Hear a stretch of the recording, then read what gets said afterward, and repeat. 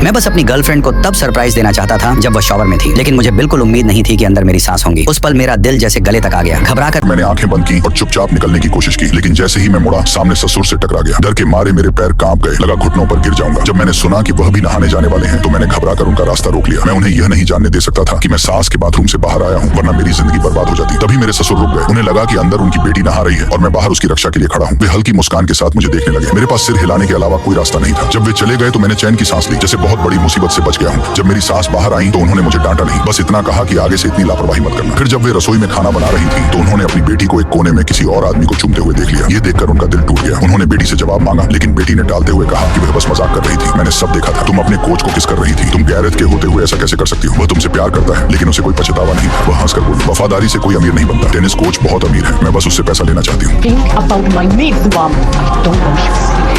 Here we go.